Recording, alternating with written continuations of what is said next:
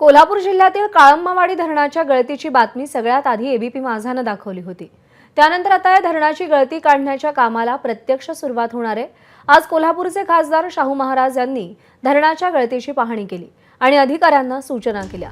धरणाची गळती काढण्याबरोबरच पाण्याचं नियोजन करण्याची देखील सूचना शाहू महाराजांनी केली आहे आणि यावेळी शाहू महाराजांनी स्वतः या धरणाच्या पाण्याची चवही चाखली।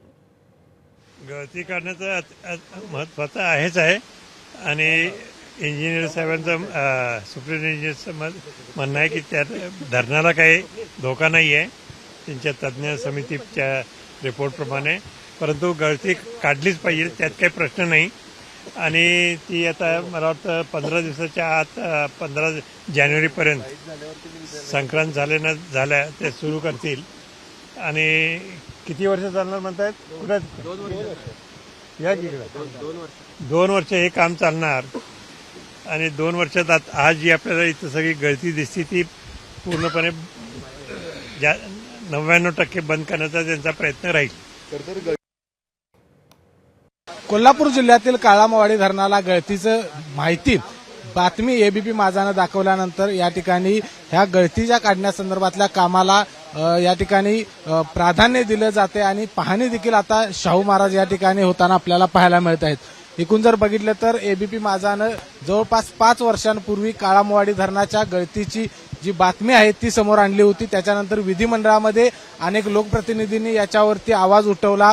आता या धरणाच्या गळती काढण्याचं जे काम आहे ते पुढच्या काही दिवसांमध्ये सुरू केलं जाणार आहे आणि म्हणूनच या ठिकाणी बघितलं तर शाहू महाराज आहेत त्यांनी देखील गळतीची पाहणी केलेली आहे आणि अधिकाऱ्यांना सूचना आहेत त्या दिल्या आहेत। कारण काळंबावाडी धरणाची गळती काढण्याबरोबरच जे पाण्याचं नियोजन आहे ते देखील करणं हे खूप महत्वाचं असणार आहे। कारण कोल्हापूर जिल्ह्यातील खूप मोठं धरण आहे आणि कोल्हापूर जिल्ह्यातील सिंचनाचा भाग या धरणामुळे खूप क्षेत्रावरती हे पाणी आहे ते वापरलं जाते। त्यामुळे शेतकऱ्यांना देखील कुठेही पाण्याची टंचाई या ठिकाणी निर्माण होऊ नये याचं देखील नियोजन करावं लागणार आहे।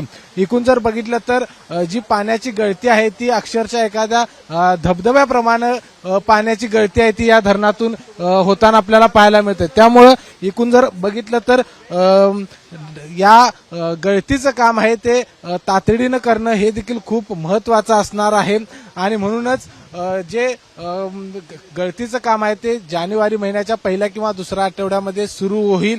मात्र ते कशा पद्धतीने केलं पाहिजे, त्या गळतीचं काम हे किती वर्ष चालू राहणार याची देखील माहिती आता या ठिकाणी अधिकारी घेताना आपल्याला पाहायला मिळेल। त्यामुळे अधिकाऱ्यांना कशा पद्धतीने सूचना देतात त्याचबरोबर अधिकारी त्याचं पालन कशा पद्धतीने करतात हे देखील पाहणं खूप महत्वाचं असणार आहे। कारण ज्या पद्धतीनं गळती काढणं हे महत्वाचं आहे त्याच पद्धतीनं पाण्याचं नियोजन करणं हे देखील महत्वाचं असणार आहे। त्यामुळं या ठिकाणी जलसंपदा विभागाची या ठिकाणी कसोटी आहे ती खऱ्या अर्थानं लागणार आहे। कारण पाण्याची टंचाई देखील निर्माण होऊ नये आणि गळती देखील निघणं हे खूप महत्वाचं असणार आहे।